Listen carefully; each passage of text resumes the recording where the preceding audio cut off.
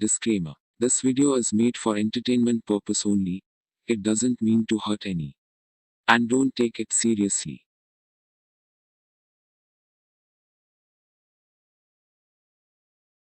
आप श्रावक श्राविकाओं को सामायिक लेने कहते हैं, लेकिन ये नहीं बताते आप कि सामायिक लेने में लोगस पाठ नहीं किया जाता, जबकि सामायिक पालने में लोगस पाठ क्यों किया जाता है? सामायिक लेने में लोगस का पाठ इसलिए नहीं किया जाता है कि जब मैं सामायिक करता हूँ तब एक इच्छा रखता हूँ, हे परमात्मा मैं समता के अंदर आया हूँ, इसलिए इच्छा कारण संधि से भगवत का कौशक के अंदर पाठ किया जाता है।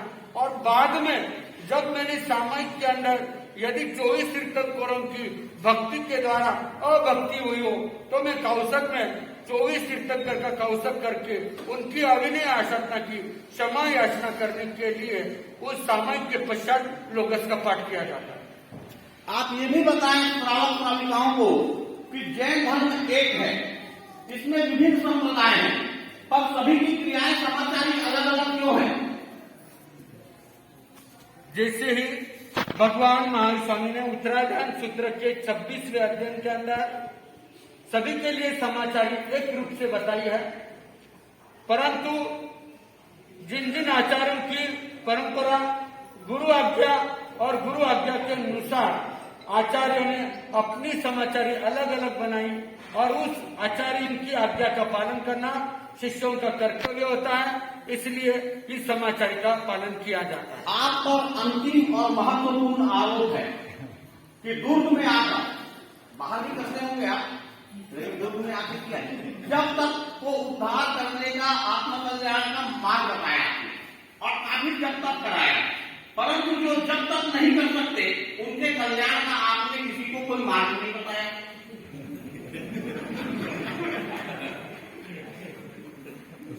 जी, जब तक का मार्ग तो धर्म कार्य के अंदर बताना हमारा कर्तव्य है, मगर जो जब तक नहीं कर पाते हैं उनके लिए मैंने एक मार्ग बताया कि अपनी सेवा कार्य के अंदर आगे बढ़ो। सेवा करते करते भी जैसे 12 प्रकार के तप बता है, उसके अंदर भी एक सेवा बता, सेवा करते करते और अपनी भावनाओं को जागरूक करते करते भी अपना आत्म उत्थान हो सकता है।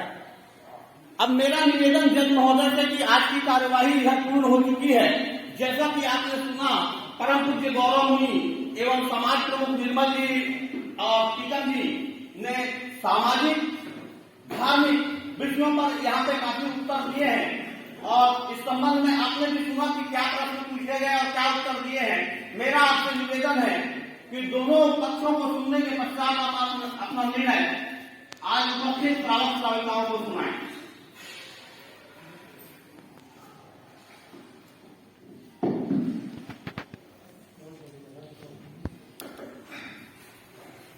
जिन शासन की अदालत में आज आरोपी के रूप में पूज्य महाराज साहब गौरवमणि जी, संघ के अध्यक्ष श्री निर्मल जी, मंत्री श्री टीकम झाजे जी उपस्थित हैं, इन पर अदालत के सामने लगाए गए अपने आरोपों का खंडन जवाब पूरी समाधान के साथ दिया है और जिस समाधान को उन्होंने बताया है उस समाधान को यदि हम ध्यान में रखें तो उस पर विचार करें तो सर्वप्रथम सामायिक की प्रेरणा के संबंध में मुनिश्री ने साधक धर्म को जानने का एक आधार बताया है।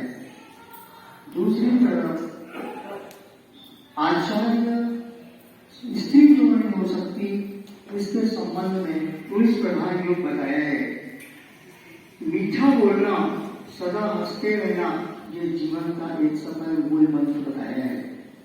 जभी कभी का निश्चय किसी भी ग्रंथ में नहीं है, ये मुनि जी ने कहा है, लेकिन इसका एकमात्र उद्देश्य एकेंद्रीय जीव की रक्षा करना बताया गया है। गोचरी के संबंध में पूछे गए प्रश्न का उत्तर मुनिश्री ने ये बताया है कि जहां पर जो संघ के लोग लेकर जाते हैं, मैं नाम नहीं लूंगा, जहाँ पर संघ के लोग लेकर जाते हैं उस घर में ही मुनि श्री दीक्षा के लिए गोची के लिए जाते हैं। दिवाली पर्व के संबंध में और भी प्रश्नों के पर्वों के संबंध में मुनि श्री ने पर्युषण पर्व को महापर्व बताया है और इसका प्रचलन भगवान आदिनाथ के कार्यकाल से 8 को क्यों मनाया जाता है यह स्पष्ट किया है। अर्थात इसको प्रथम बीजावरण जब जमीन पर बीज का उत्पादन हुआ उसको उन्होंने आधार माना है। आडम्बरन का विरोध इन्होंने प्रवचन के संबंध में बताया है। पापी को मोक्ष क्यों हो सकता है, किस प्रकार मोक्ष हो सकता है, इसका एकमात्र कारण आलोचना बताया है। गाय को घास क्यों दिया जाना चाहिए और घास के साथ पानी में गंदगी जीव की क्यों हत्या हो सकती है, उस हत्या का क्यों निष्कर्म कार्य नहीं है, पर निष्कर्म का पाप क्यों नहीं माना जा सकता, इसका भी वर्णन किया है। हरी सब्जी के संबंध में जो 8 दिन का निषेध बताया उसका एकमात्र उद्देश्य जीव की रक्षा होना बताया गया है। एकल परिवार संयुक्त परिवार से ज्यादा महत्वपूर्ण नहीं हो सकता, इसलिए संयुक्त परिवार में रहना मुनि जी ने आपके सामने स्पष्ट किया है। श्वेतंबर और दिगंबर संघ के अध्यक्ष प्रथम आचार्य कौन हुए जो आपके सामने मुनि श्री ने श्री स्थूलभद्र एवं कुमुद स्वामी को बताया है। भूमि पूजन के संबंध में मुनि श्री की उपस्थिति के संबंध में एक जीव की हत्या को बताया गया है, लेकिन भूमि पूजन के समय जो स्थानक भवन बनाने की जो बात कही गई है उसका उद्देश्य भी मुनि जी ने स्पष्ट किया है। कम उम्र में दीक्षा क्यों लिए जाना चाहिए, इस पर कोई बंधन समाज में नहीं है और न ही किसी शास्त्रों में ऐसा कोई बंधन है। दीक्षा लेने के संबंध में विरोधाभास क्यों है, संयम जीवन छोड़ने के संबंध में मुनि जी ने कहा है यह आदमी के कुछ मुनियों का उन्होंने वर्णन किया है, लेकिन जैन धर्म में संयम लेने के पश्चात संयम छोड़ने का कोई प्रावधान नहीं है, परंतु ऐसी जानकारी भी प्राप्त हुई है कि जो संयम जीवन लेने के पश्चात संयम जीवन का त्याग कर देते हैं और संयम जीवन वापस ले लेते हैं, ऐसा एक मेघनाथ भगवान के जीवन काल में राजन के संबंध में जो एक घटना घटी थी उसका भी वर्णन शास्त्रों में आता है। जहाँ तक कि मारुदेवी माता को संयम बिना दीक्षा लिए भी प्राप्त हो गया, इसके संदर्भ में घर में भी क्या संयम, घर में भी क्या ऐसा आ सकता है बिना दीक्षा लिए, इसके संबंध में मुनि जी ने कहा है कि भाव से भी यह कर्म का बंधन किया जा सकता है और भाव से भी आपको केवल ज्ञान की प्राप्ति हो सकती है। मुनि जी के आज के जवाब से स्पष्ट है कि भाव ही जीवन का उद्देश्य है। भावे भावना भाविये भावे दीजे दान, भावे धर्म आराध्य भावे केवल ज्ञान। तो जो अंतिम पद में जो हमारे जैन धर्म में कहा गया है कि भावना से भी केवल ज्ञान प्राप्त हो सकता है, तो मारुदेवी जी के संबंध में मुनि जी ने भाव को विशेष महत्व दिया है। अजय दीक्षा क्यों नहीं ले सकते या अजय दीक्षा ले सकते हैं, इस संदर्भ में मुनि श्री ने श्री रतनमल जी महाराज साहब का एक उदाहरण आपके सामने पेश किया है। जैन धर्म नहीं है, जैन एक सिद्धांत है, जैन एक मान्यता है। जैसे हिंदू धर्म में कोई हिंदू धर्म नहीं है, एक मान्यता है, एक संस्कृति है, एक निर्माण है, एक भगवान के द्वारा दिया गया उद्देश्य है। ऐसे ही इस धर्म को मानने के लिए अहिंसा को भगवान महावीर ने परम धर्म बताया है। इसलिए परम धर्म को मानने वाला व्यक्ति चाहे वह जैन हो या अजैन हो, वह दीक्षा ले सकता है। दीक्षा में माँ बाप के संबंध में क्या माँ बाप की सेवा करना आवश्यक है या वो अति अनिवार्य है या दीक्षा लेकर सेवा करना अनिवार्य है, इस संबंध में मुनि जी ने कहा है कि माँ बाप की आज्ञा से ही दीक्षा ली जाती है और माँ बाप की आज्ञा से ही संत और समाज की सेवा की जाती है। जैन धर्म के समाचारी के संबंध में मुनि जी ने यह कहा है कि प्रत्येक संतों की ये मान्य धर्म में कहीं पर भी कोई अलग अलग समाचारी भगवान ने नहीं बताई है, परंतु ये संतों के द्वारा निर्धारित समाचारी है। खैर ये हमारे विषय नहीं है, लेकिन जहाँ तक जब और तब के संबंध में पुलिस ने कहा है कि जो जब और तब नहीं कर सकते वो सेवा कार्य करें, और सेवा कार्य का एकमात्र उद्देश्य केवल दिखावे का सेवा नहीं है, माँ बाप को सम्मान देना भी एक सेवा का मार्ग है, भाई बहनों के साथ प्रेम से रहना भी एक सेवा का मार्ग है, जन जीवन में दुनिया के साथ मीठा बोलना और उन्हें सहयोग करना भी एक सेवा का कार्य हो सकता है। इस तरह मुनिश्री ने जो भी जवाब यहाँ पर दिए हैं, उन पर जो भी आरोप लगाए गए हैं, वह आरोप उन पर प्रमाणित नहीं होता, इसलिए मुनिश्री को आरोप मुक्त किया जाता है।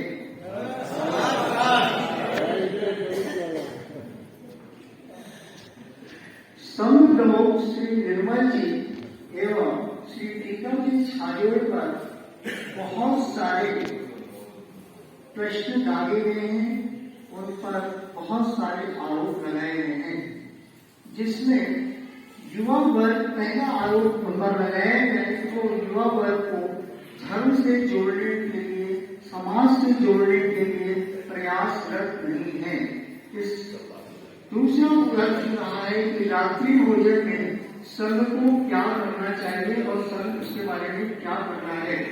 श्री टीकम जी छाजेड़ एवं श्री बाफना जी के इस प्रश्न के उत्तर में कोई समाधान पूर्वक कारण स्पष्ट नहीं किया गया है। यदि रात्रि भोजन को निषेधित बनाना है, रात्रि भोजन को हमें टालना है, तो जो सामूहिक रात्रि भोजन होता है, तो मेरे सुझाव है, न्यायालय का ये सुझाव है, माने या न माने, न्यायालय का ये सुझाव है कि हमारे कम से कम सवर्ण संघ परिवार में रात्रि भोजन करने वाले परिवार के घर में यदि रात्रि भोजन, सामूहिक रात्रि भोजन का जो आयोजन किया जाता है, उस परिवार में सवर्ण संघ के लोगों को कम से कम पदाधिकारियों को नहीं जाना चाहिए और ये संदेश देना चाहिए कि यदि आप रात्रि भोजन करना, सामूहिक रात्रि भोजन का जो आयोजन करते हैं, ये गलत है। इस सब हम प्रेरणा देंगे और हम इसको निषेधित करने का प्रयास करेंगे तो निश्चित ही हमारा जो उद्देश्य है ये पूरा होगा। आर्थिक कमजोर लोगों की सहायता के संबंध में, कोरोना काल के संबंध में इन्होंने कहा है कि कोई ऐसा हमारे पास जानकारी प्राप्त नहीं हुई है, लेकिन न्यायालय को जो जानकारी प्राप्त हुई है उसके मुताबिक कोरोना काल में जैन समाज के बच्चों ने या जैन समाज के नवयुवकों ने जो एक बहुत ही सुंदर कार्य किया है, वह कार्य सराहनीय है और सवर्ण संघ के भी हमारे टीकम जी छाजेड़ इसमें सहयोगी रहे हैं। इसलिए श्री टीकम जी छाजेड़ आगे भी ऐसा कार्य करें और इस संबंध में जो भी परिवार जुड़ता है उन्हें जोड़े। आर्थिक रूप से कमजोर लोगों के संबंध में जो मकान बनाने की बात श्री सोनी परिवार के लिए कही गई है, यह निश्चित ही वंदनीय और सराहनीय प्रयास है, लेकिन फिर भी सवर्ण संघ के लोगों को अधिक से अधिक इसका लाभ मिले, ऐसा भी उद्देश्य के साथ साथ हमारे अन्य समाज के लोगों को भी, अन्य संघ के लोगों को भी इसका लाभ मिले, इस संबंध में भी हमारा प्रयास होना चाहिए। महिलाओं को 33% आरक्षण देने के संबंध में प्रश्न पूछा गया है। यह बात सही है कि महिलाओं का एक अलग संघ, एक संगठन बनाया गया है जो सवर्ण संघ के किसी भी कार्यक्रम में अपनी पूर्णतः सहभागिता एवं भूमिका निभाते हैं। इसलिए यदि आरक्षण न भी हुआ हो, परंतु न्यायालय का ये संदेश है कि जब कार्यकारिणी की बैठक हो तो उन महिला पदाधिकारियों को भी संघ की मीटिंग में बुलाकर उनसे राय ली जाए कि वो क्या, किस तरीके से वो सहयोग कर सकती हैं या करना चाहती हैं। फिर धर्म प्रभावना, फिर उसके बाद में आया है दीक्षा। घर परिवार में रहकर भी सेवा की जा सकती है या क्या दीक्षा लेकर ही यह कार्य हो सकता है। और टीकम जी छाजेड़ से ये पूछा गया कि वो कब दीक्षा की घोषणा करेंगे। यह उनका निजी मामला है, इस पर अदालत का कोई भी हस्तक्षेप नहीं है। बच्चों की शिक्षा के बारे में जो बताया गया है वह एक सराहनीय प्रयास है। और इस प्रयास को अधिक से अधिक बढ़ाएं और आप उन परिवारों पर भी ध्यान दें जो परिवार अपने बच्चों को यहाँ पर नहीं भेजते या वो इन पर संगत नहीं होती। संघ की एकता के संबंध में आपने जो बात कही है, आपका प्रयास निश्चित ये प्रशंसनीय है, परंतु आप अधिक से अधिक 9 युवकों को जोड़ें। यहाँ पर प्रवचन के समय में 9 से 10 का जो कार्य होता है उसमें प्रवचन के समय युवकों की कमी होती है, बुजुर्गों की यहाँ उपस्थिति ज्यादा होती है। बुजुर्ग महिलाएं रहती है, कुछ देखा गया है कि कुछ बुजुर्ग कुछ नई पीढ़ी की बहुएं यहाँ पर आती हैं, लेकिन बहुत से परिवार की बहुएं यहाँ पर नहीं आती, बहुत से नवयुवक यहाँ पर नहीं आते, क्योंकि बुजुर्ग लोग कितने दिन हमें साथ देंगे, ये एक सोचने वाली बात है। और इस अदालत के सामने जो बात रखी गई है, ये जिन शासन की अदालत है और जिन शासन की सेवा करना ये हमारे प्रत्येक परिवार का कर्तव्य है।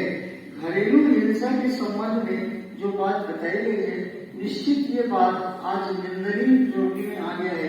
हमारे जैन समाज में भी ये बात देखी गई है कि कई परिवारों में बहुत कम समय विवाह के पश्चात परिवार टूटने की कगार पर आ चुका है।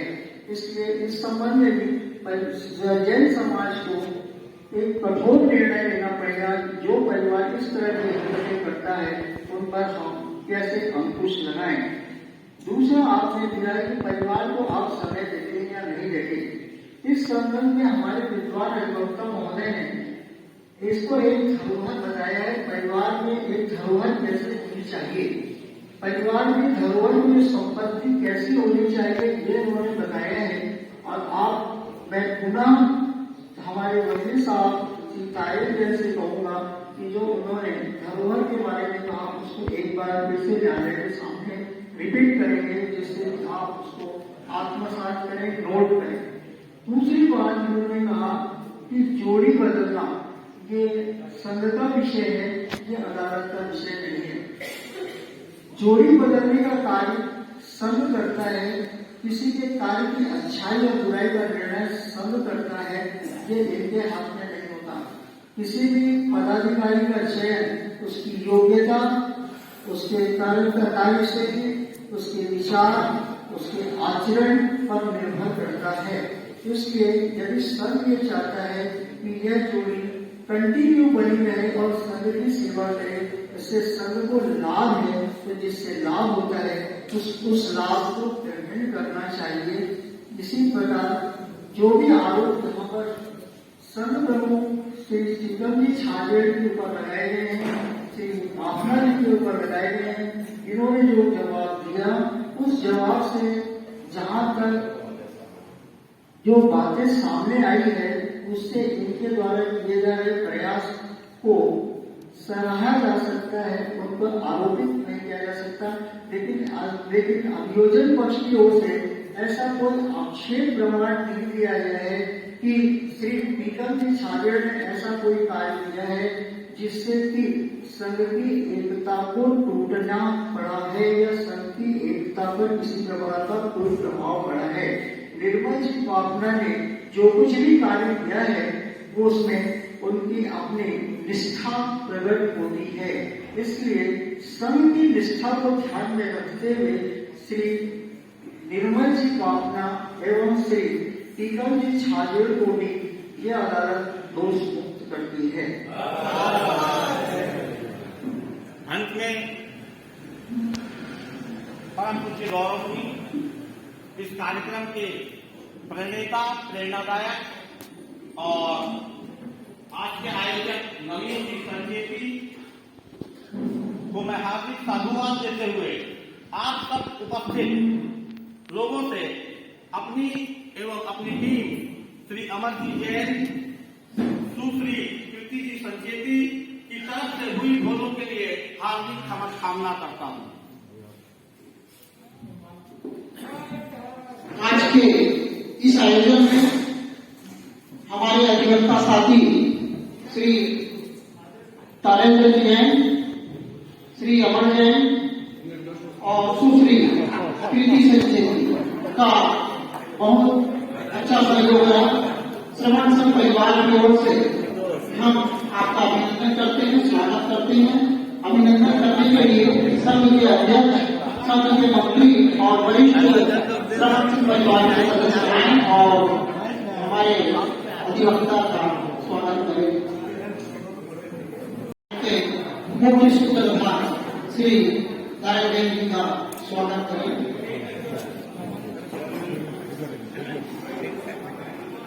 अनुमोदना अनुमोदना अनुमोदना अनुमोदना मोदना अनुमोदना बारंबार शुभकामना शुभकामना शुभकामना। सरिता जी